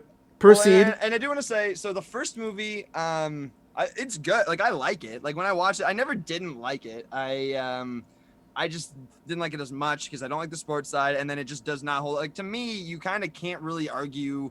Like it almost shouldn't really be considered a classic specifically because of all like the horrible connotations in it. Because you really want to like perpetuate that and be like, oh come on, son, like sit down and watch this comedy classic from back in the day. And then it's just like, Jesus, like I don't know. You don't want to perpetuate those things. Then Daddy, also, I think, Daddy, what's tucking? I honestly, and I'm not saying I was like a smart kid, but like I just didn't get that. yeah. Neither did I. When I was younger, like the That reveal or whatever, like no, that Oh, me it either. really took Silence of the Lambs to show me how to do it, to actually know how to do it, and then I never looked back once I knew how to do it. Yeah. Ladies, ask your man if they've ever done it, and if they say no, they're lying. They are lying. Oh yeah, we've all tucked our penises and showed our friends fellas, or whatever. Fellas, we've all tucked our penises. And Okay, here's a New Brunswick thing. I used to have this friend. of course, I knew anything Silence of the Lambs related was gonna have a New Brunswick story attached to it. Yeah, one of my best friends back home when I was a kid. He used to do this thing all the time when we'd have sleepovers, and it'd be like in my basement, and I don't know how he did this, but he'd go over to the light, he'd be fully clothed, and he'd very quickly turn the light off and back on, and then just be totally naked with his dick like tucked in, and then do it again and be clothed again. And it was like David Blaine shit. It was very impressive. What kind of What is sorcery? He has since been to jail, not for anything related to that, but he has since been to jail. I'm sure that trick was very popular in jail. But Yeah, there you lights go. out. Lights Oh, out. guys, Oh, check guys, this out. what's this cool trick I can do? he's since been to jail, completely related to that. Yeah. Did you know the Farrelly brothers were offered to direct the second one? No, I mean that checks out because like I understand. So the tone of the second one is definitely goofier, but I wouldn't say it's like not based in reality. Like not that much more than the other one. Like there's just like higher octane jokes, kind of, you know, and they just like higher octane. What is this? Is this family? This is family. Yeah. Because you said that the first one has so much better jokes, and I don't understand how you don't like the rhino joke. That is crazy to me that you don't think that's like the funniest fucking thing. It is one of the most disturbing things I have seen on film. And watching it again, like I hated. Okay, first off, I have a bit of claustrophobia to begin with, so the fact that he gets stuck in that rhino. Yeah. Oh, okay. I like the line where he's in there and it's like he's just like pretty hot in these rhinos. Yes, that is one of the better lines of the movies of the movie. Okay, so that was I completely forgot he was in this movie. The what's his face? The warden from Shawshank Redemption is like one of the best actors. Like who is he in it? I haven't seen. He's the guy with the raven or the crow guy. Oh yeah. He is. Tinky, yeah. Tiki, Tinky, I think I remember. But he so like he owns a safari place, and they're out in the middle of nowhere, and like then these guys decide to have a secret meeting within earshot of presumably what they think is a rhinoceros. Okay, that didn't hold. Yeah, I understand. Which I appreciate that's one of the only animals you can fit a human into in terms of a costume. But it was also just like they wouldn't like. I would just be like, hey, you want to go like over there away from this rhino. Well, Most maybe- of those rhinos have loose lips. Yeah, exactly. Well, we know they have loose Loose ass. something, for sure. Loose, yeah. So that scene where he pops out of the rhino's ass is like the fact that they bring the kids over to come look like of the miracle of birth. I would never bring my kids over. Like I would just be like, if it was a teenager, I'd be like, hey, if you want to watch this, I'm gonna go over there. I already saw you being born. I don't need to watch that again. But Yeah. like this is like the way he does it, like his teeth coming out and like It's the best. It's like a great use of his like physical comedy. A joke in it that I've never noticed before though is that when he like pops out and lands on the ground, one of the guys in the safari car calls in a code 205, which means that there's just a code for that to happen, which I never noticed before. So I thought that was really Okay. funny. So do you think it's a code for a rhino giving birth, or it's a code for a man coming out of? I think it's a code for it's Yeah. presumably a code for a man coming out naked of a rhino. And it's like, what number is it? I guess you were. I wrote down I think he said 205. He's just like it happens, and the guys I just really love that quickly there's like 204 things before that, but like this is Yeah. the 205th thing that could happen. Yeah, exactly. But no, I thought they were great gags. Like the slinky thing at the beginning is pretty funny, where he's doing the slinky down the big stairs at the monastery. That's funny. I mean, that's no different than any other stupid shit he did in the first movie. Like, because his character is just like dumb. Like he's like a dumb. And not dumb, he's obviously smart, but he's like an imbecile as a person. Like he just likes childish things. Again, he's quoting Popeye all the time. Like he's like a cartoon character. So you're just gonna gloss over the cliffhanger reference at the beginning. How I mean, I've never seen Cliffhanger. I know that's what it is, but when I was a kid, I was like, oh, this is just like a funny, intense scene with a raccoon. that's or how a raccoon, the movie sorry. Cliffhanger starts with Sylvester Stallone trying to save this lady, and he's holding on to her, and then she falls, and this poor raccoon had to be the proxy in that. The Ironic thing about Cliffhanger is it wrapped up nicely. Hell yeah. you so I've never seen it. I've actually never seen it. Is it good? Is that Such a good joke. I hate you so much. Yes. That so Emmett Morrison. If you've never seen Emmett, his comedy is very brilliant like that. In that he will do these things that you're like an hour later, like, oh shit, god damn it. Some of us get it faster than others. But, Yeah, you know, I know. Lorenzo I'm not a takes his smart time. person. Cliffhanger is a great movie. It has I believe Michael Rooker is in it as well. Okay. It's for a '90s And the action cover film. is him hanging off a Yeah. cliff. So you immediately know. I thought it was great. Like I thought him, you know, having like this devastating thing like while on a case and then having to like, you know, find enlightenment and stuff like that. I thought that was pretty funny. And even like the first scene of him when you see him and he's like got animals around him and stuff. It's a cool take, like especially like where do you go from him just being a detective in the first one and now he's like struggling Give with him it. another case in Miami. He gets another case, but he's struggling with it because he's got growth now, Lorenzo. He struggles with it because he has growth. He seems to struggle with it because he has a bat phobia, which makes Well, that comes later, but he didn't even want to take. Well, he didn't want to take the case, and then he gets offered a bunch of money, and then that is pretty funny too. Why does he? Okay, if someone is free of worldly possessions and has this terrible, and it was such a low amount too, it was like 20,000, It was 25,000. only 10,000 more than the Yeah. bird in the first one. Yeah, exactly. And it's like, what, like, I know he gave up everything, but like $20,000 is not really enough money to like start your life over again. Like it kind of is, like you think, but like I don't know what the hell he's doing. Like I mean, 25,000 also in 1995 was very different than 25,000 now. But yeah.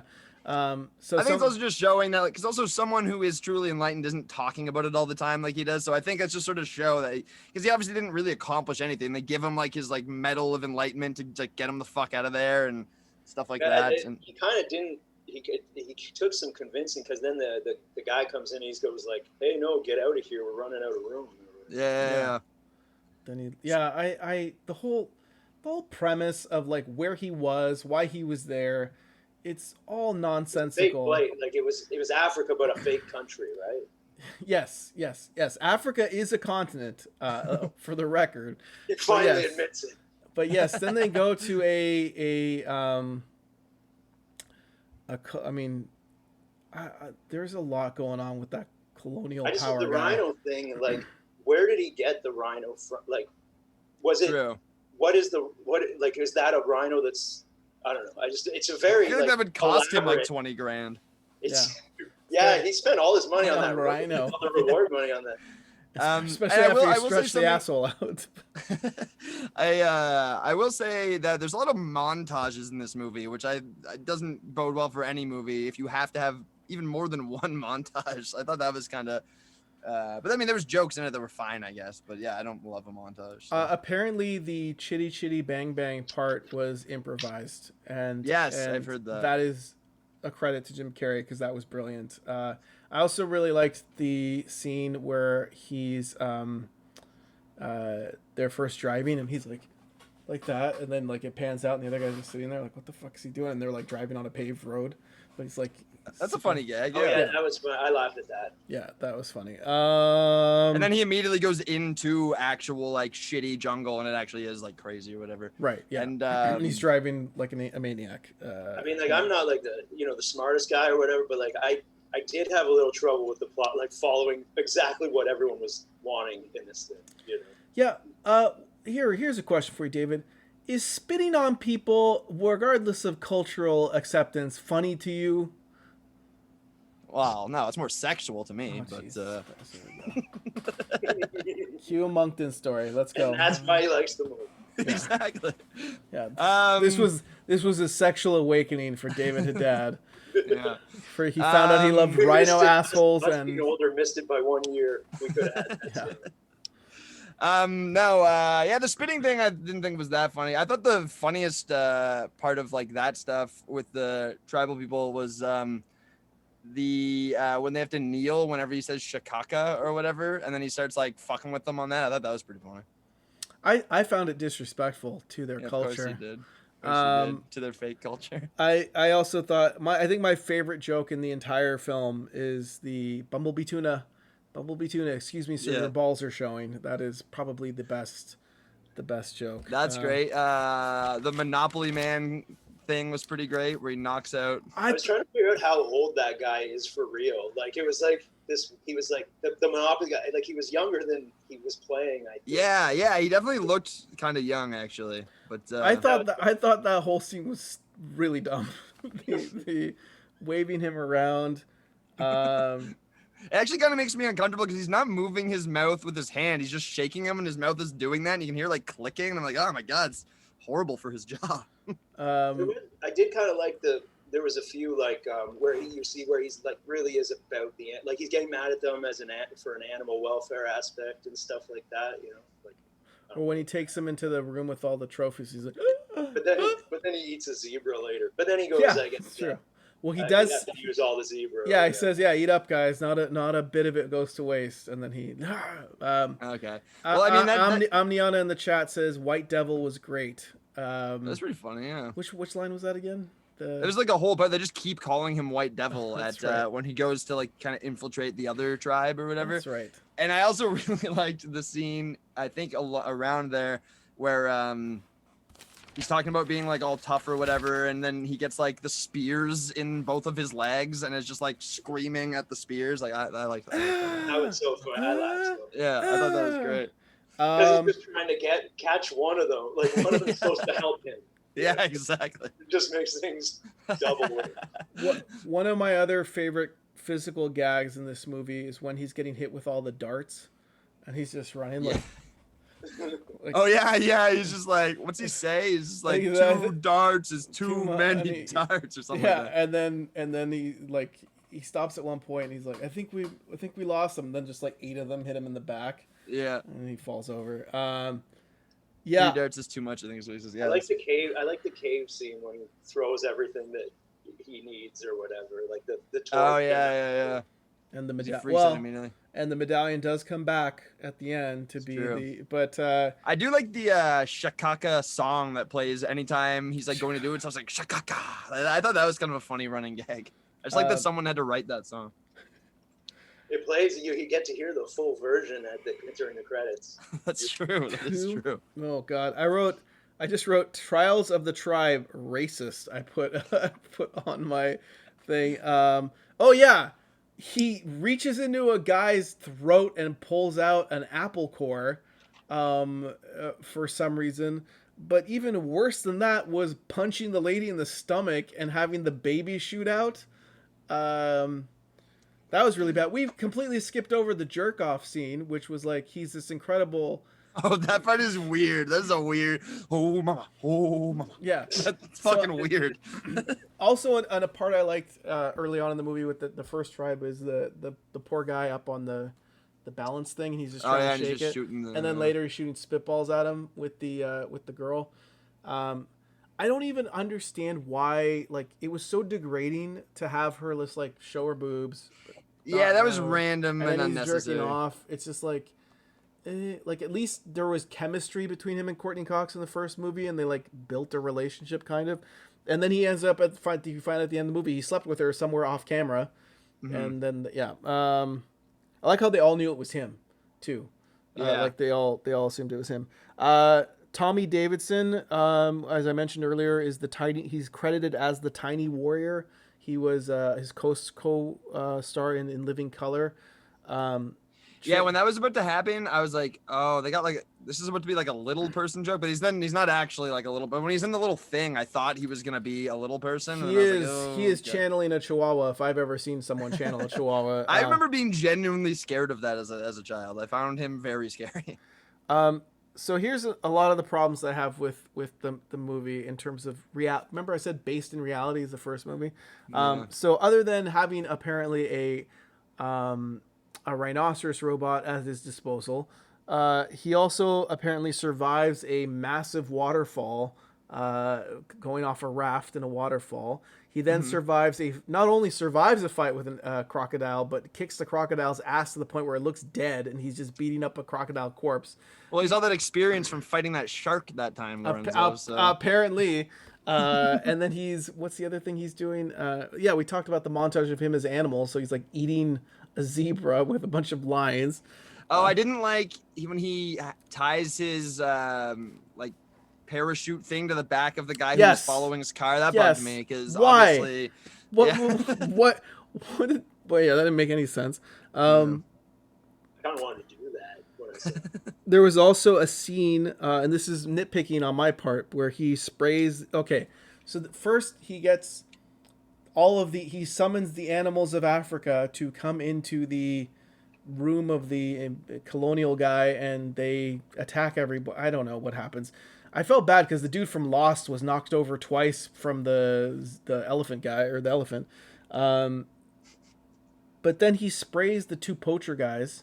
One of them played the mouth of Sauron in the extended edition of Return of the King, by the way. But he sprays them both with a skunk.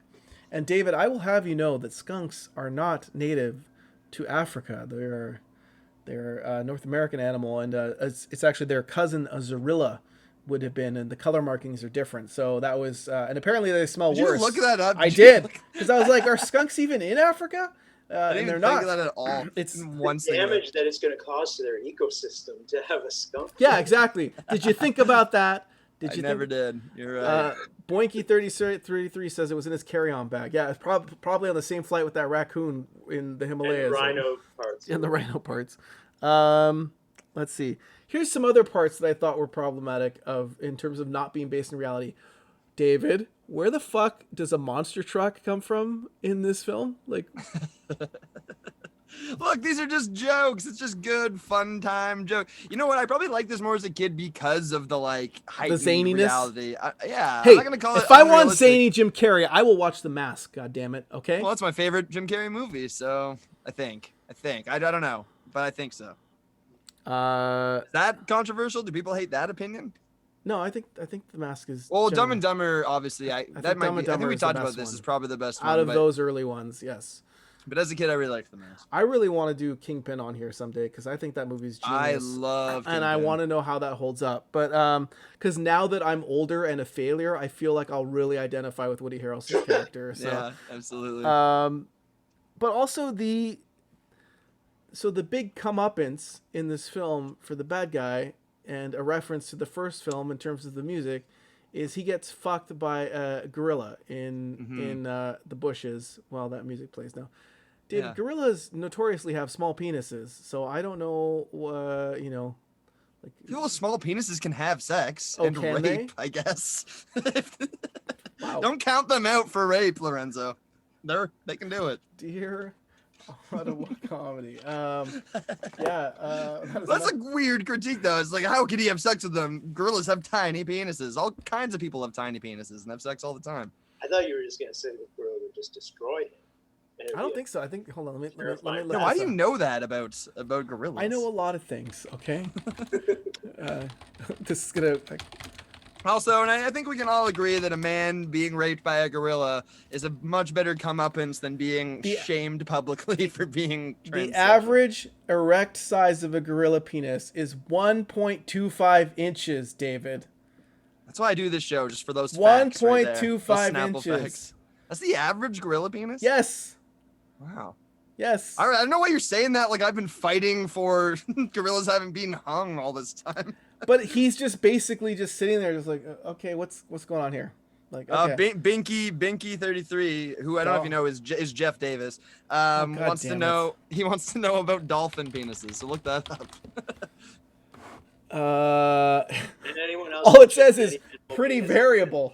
So Whoa, okay. So a harbor porpoise has a penis the length of my forearm. Whoa. Eat that, gorillas. Whereas the common dolphins is about the size of a human hand. So I mean that's like in width?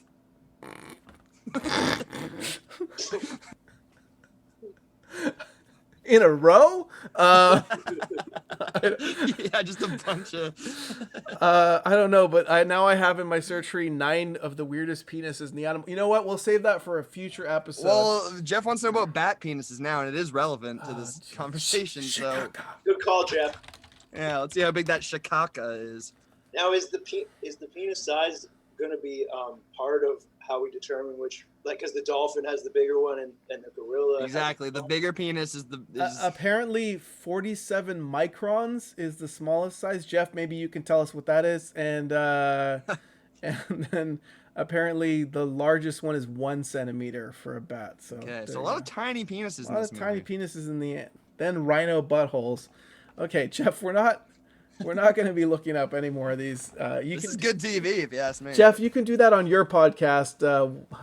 Does it fit? So we have. Okay. What's your closing statement on Ace Ventura 2? All right, you clearly I didn't really prepare as well for this as I should have, but I knew going in that I knew a lot of people prefer the first movie, but I think to me this is a better movie in that, first of all, no transphobia, no homophobia, none of that really, and there's so much of it in the first movie. It's literally the point of the movie, kind of at the end. So don't fucking do that face to me. You're making this, that's not allowed. I think the second movie is just like a more fun movie. It's not bogged down by I think the mystery by comedy or good writing. I think there's plenty of good comedy in it, and I think the fact that you don't like the rhino scene kind of throws your argument totally into question, because that is, I bet if you looked it up, a list of the best comedy scenes, I bet that's in there. I bet that's in there somewhere. I don't know how to. That's probably a lot of. You're gonna have to say how many on the list. Yes, top exactly. 10 or 100 or. Yeah, I don't know. I mean, because maybe you look up the rhino scene and see if it falls into a list. That might be the better way to find it. But, well, Screen Rant. Did you like it more or less watching the rhino scene, Lorenzo? Did you have the same opinion of it? Of the rhino scene? Yeah. Honestly, the it's such disdain, dripping with disdain. The funniest thing I've heard about the rhino scene is David pointing out that there was a code 205. That was the funniest part of the rhino scene, which I will point out has nothing to do with Jim Carrey coming out of the rhino, but some other guy reacting to that. The people's faces going from oh no, and then let's get out of here. We have to get away from this area. So I'm looking up top 20 Screen Rant funniest movie scenes. Number 2 is Dumb and Dumber Harry's toilet fiasco. which is yeah. very much based in reality. Monty I think I Python. like the rhino scene better than that. Really? Just the guy pooping. Yeah. I don't This know. is a I don't know. rhino Like, pooping. potty humor. The news, I saw a hilarious. the newscaster brawl from Anchorman is number 3, which you cannot tell me that the rhino That's scene great, is no. better than that. Well, I don't Wait, know. did you It's say what shorter number and one sweeter. was? Sorry, Emmett? Did you say what number 1 was? Number 1 is the Black Knight from Monty Python and the Holy Grail. I'll bite your legs off. I'll bite your head off. Classic. Yeah. Something About Mary's number 9, the zipper scene, which is Really? Not the jizz hair gel or whatever? it's a zipper Yeah, I would scene. have. That movie I didn't find held up very well. Like, I never saw it when I was a kid. Really? I was A too movie young. that prominently features a man with a mental illness and they all make fun of him the whole time does not hold up well. I'm shocked. I saw it for the first time when I was like 20 or something, and I was like, yeah, everyone loved this movie when I was a kid. Everyone was talking about it, and yeah. I think it was like, I don't know that. Yeah, Something About Mary has its. What's that guy's name? The Chris guy. What's that guy's last name? Chris. He sort of he's his best friend, but at the end he's revealed he's got all the pimples and stuff. What the fuck is that guy's name? He's Chris in a million. Sorry. Chris Elliott. Yeah, Chris Elliott. Yeah.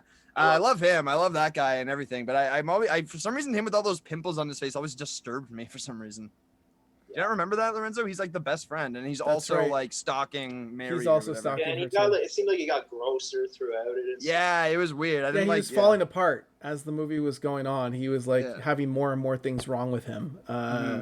Yeah, I forgot That's about part with that. Jonathan Richman singing in trees and stuff or whatever. The modern levels, right? That's kind of cool, actually. See, I don't really remember that well, but I just remember being like, "Oh, this is what everyone was talking about when I was like 9 years old." Like, it didn't really work for me. I think I saw it in the theater and then like when it came out and then just never. That I remember watching that in the theater. I think I was like, when was that? 97. I was 16, and like that was I will say that was one of my favorite watching a movie in theater experiences until 2 years later. Office Space came out and I saw that in theaters, and that was amazing to watch because like no one really knew about it, and like it hit big like right when it came out, that one. And then I was in a not like a secret screening, but like I think they released it in LA and New York first of Napoleon Dynamite, and like I got to go see that like before it was released widely. And like my roommate at the time was from Idaho where they filmed it all, so he's like, it was like he was crying because he just loved seeing home, like in any movie. But yeah, I haven't seen that movie in a long time. I should check that out again. I don't know how that. I mean, that one would be interesting to talk about too because like that's not a dirty movie at all in any way. No. But yeah. Anyway, okay. We'll talk about other movies and stuff we're doing it later. But in terms of who made the better case, which is the better? Okay, for Emmett, first tell us who you think made the better case for the movie. And then tell us just your own opinion of which one do you think is better. You know what? This is gonna sound like such a cop out, but I think both of you each had a thing. I'm sorry. No, but I'll tell you why. Because I think Ace Ventura, the first one, like the hate aside, is the better movie. But I thought Ace Ventura 2 had better jokes and more better jokes. I thought it was funny. I would. Did you just kiss Einhorn, Lorenzo? No, I just got. You know how when Ace throws up in the bird's mouth at the beginning of the movie for no reason? That's what Emmett. What do you mean just for did. no reason? That's how you feed a bird. That's what Emmett just did to me. With that, I'm agreeing with you. With it's the better movie. You said more and better jokes though in 2, which I think is true. I think it's more of a joke machine. Like it just like it goes more higher octane, if you will. Okay, Emma, We should count the jokes or something, I guess. That's a Mike Tamafi project. We will not be doing that. He can. What does the chat say? Does anyone? Okay, chat. Who do you think? think? Have an audience vote, right? Like, we should. I don't know if can I do a poll? I don't know. People who know chat better than I do. Can I do a poll? I still do I really do think the case for both of these, I do think, and I know you made a good point that doesn't make sense because they're just a year apart, but I do think it's like a generational thing. I don't know why. I think just younger people or people of my age just responded better to, again, the kind of like joke after joke after joke, and like it's like sillier the second one, you know, and like goofier.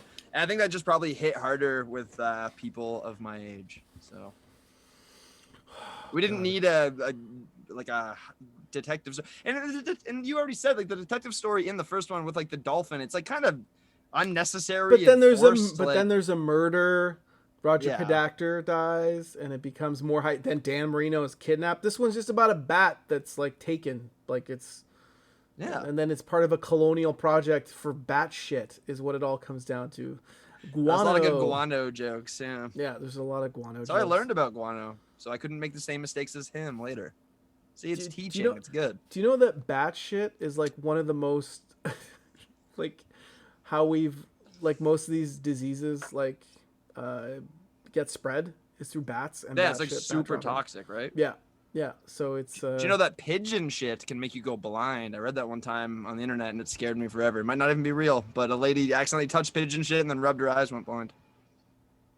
So. See if we can get her on. Yeah, maybe it was the rare albino pigeon. Who knows? Chicago. Okay, well, Actually, I'm sorry. That just occurred to me that there's two albino. Both movies have an albino animal. Isn't it an albino pigeon that he's looking for at the very beginning? and then it shows up at the end. Yeah, of Pet I think Detective. so. And, yeah, Maybe. Yeah, weird. Okay, so far Amniana in the chat said the second is better, and no one else bothered to respond. So great, thanks. We got a spam. There's a spam comment in there. Does that There mean is. we made it? Want to become famous by followers, primes, and viewers at bigfollows.com. We made it. We made it. Put that one for the first one. What? That's the vote. That's a vote for the first one. that's Yeah. about We'll for count the that first one. I just still think it's like, yeah, I know it's a problematic ending, but it's still, I think Trina says the second movie. You guys are all insane. I swear to God, you're insane. Did you like the second one at all? No, Because I enjoyed. I watching liked the it first as a one. kid when I watched it, but then watching it again, I'm just sitting here stone faced the whole fucking time, just like, what the fuck? What are they doing? Like the few things I identified of the running gag and the I don't know what else. Like, I don't know. I mean, like there is obviously more jokes or whatever. So it's more gags. It's spaghetti more at the ball. gaggy rather than jokey. It's like Nostradamus. Like he didn't predict stuff. He just predicted. Oh, Yes, okay, a lot. okay, Trina. Trina's like, homophobic themes turn me off. Way to fucking high road me. Okay, all right, fine. It is true though. Like again, I think like I just sort of think like there's the time. There's the you know what else I want to say, because a lot of people are like, oh well, you know, something like that. Like that was just the times, and I forgot. I found 2 letters written into the LA Times like in '94 complaining about that. So it wasn't like people were just totally turning a blind eye. Like people, it's not that it just aged poorly. Like even in real time, people were like, hey, that's a little fucked up. Well, like, in fairness to them, they were referencing another film that was doing it. So it's like it's you know, they were I don't understand why they did that. Like really, they could have written a different ending. yeah. Why was like, oh, we don't know how to end it, so we're just gonna rip off something, not rip off, but like homage, I guess, something that just happened. Think about all those movies that like all those. There's so many parody movies, and then like It was a hell of a twist, though. I'll give them that. Gun and stuff, or what, like all these yeah. parody stuff or whatever.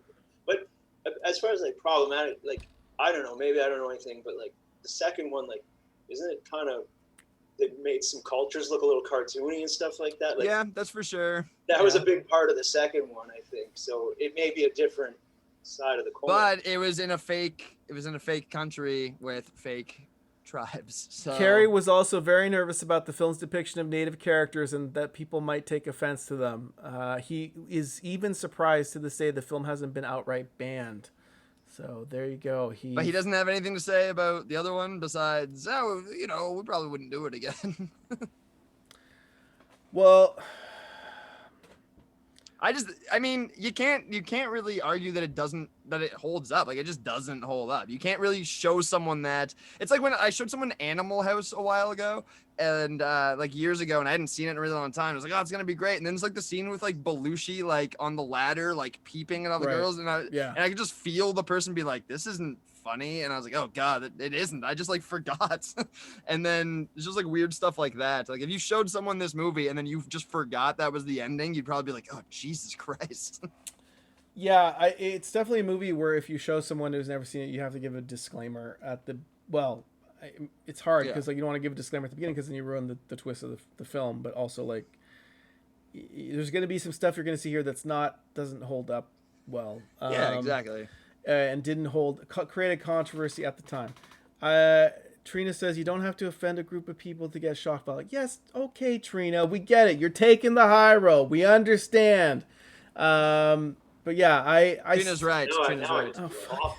Yeah. You don't have to offend a whole group of people, like the continent of Africa, David. You know, I love to offend the continent of Africa. Dear Ottawa comedy. So anyway, so that's our Ace Ventura debate. I still, pound for pound, joke to joke, still think the first movie is better, but I guess we agree to disagree on that. In terms of what we're going to be doing next, I kind of was throwing out the idea of doing. Rachel came. I could share some of the ire. I'm sure she would have had a lot to say about the. Well, I don't know. I would just be mad at me. I would just be like, Rachel, what do you care more about, black people or LGBTQ+? And then watch her head explode with what she's supposed to. That is very fun, actually. I do wish that happened. Yeah. Like, which one's been more oppressed, Rachel? Which one's been more oppressed? Don't answer that. Don't answer that. That's a rhetorical question, because we all know it's the continent of Africa. But anyway, the thing I would say about Ace Ventura is I think we can all agree that his heart. I don't think his heart was in it in the second one. He really seemed, and it from the production. Really, I don't know, man. Like he didn't want to do it. He just did not want to do it. So.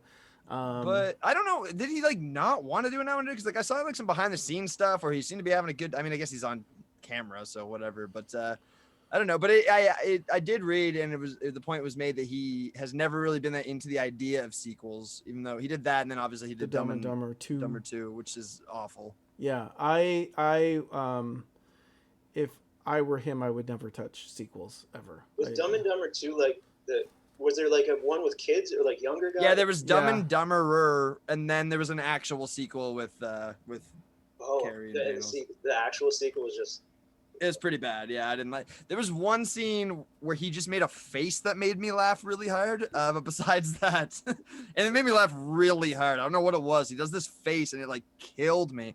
But besides that, it was like, eh. I never seen it. It wasn't that great. Well, there's like one thing at the beginning where like Harry goes to like find him or go to visit him at like I think he's in like a mental institution or something yeah, exactly. He's like in like a catatonic state, and then he basically just breaks out of it and is like, gotcha, and it was like a running joke he was doing against Harry for like 15 years. So like it was kind of funny, but it's also just ridiculous. Who is Rob Riggle in this? Oh yeah, Rob Riggle's the bad. He's kind of like the bad guy in the first one, who's like with them, like he's with them for a little while, but he's like trying to fuck them over or whatever. Okay. Yeah, I forgot he was in that, but yeah, he's in it. I think he also has like a twin in it or something. Like, does Rob Riggle maybe plays two characters? I don't remember. Weird. I never saw it. I never saw it at all. I don't recommend it really. Okay. Well, we probably will never cover it. I'm going to go out on a limb and say if we had a Dumb and Dumber and Dumber 2 debate, that we would probably both agree that Dumb and Dumber is the better movie, just based on that little synopsis. Now, Dumb and Dumberer. I love that. God damn it. I actually did like the movie when I was a kid, but I'm sure I wouldn't now. One movie that has a reputation for being awful that I actually think is hilarious that I wouldn't mind talking about is Not Another Teen Movie. Yeah, I love that movie. I've never seen it. I think it's brilliant. Yeah. It's as they say in Auntie Donna, it's brilliant. It's brilliant. But we're talking about next week covering since we were kind of bouncing around from new comedy to old comedy, is talking about the most recent season of I Think You Should Leave, which if you have not seen the show is a Was it 2019 the first season? Yeah, 2019 Yep. the first season came out, which was by Tim Robinson, who was also on a show called Detroiters with Sam Richardson, who makes guest Show is appearances. so About good. It's a very good show. I had to look up the Tim Robinson SNL skits because I was like, what season was he on? And he was on 2012 was the one Yeah. season he was a feature player, and then he went into the writing staff and. I heard a lot of the first season of I Think You Should Leave is just stuff that His didn't rejected make it onto his, SNL. Yeah, his rejected sketches. Do you guys have favorite sketches from the first season? Well, we'll talk about that next week when we talk about because we'll do a little recap. I mean, there's no linear story to it.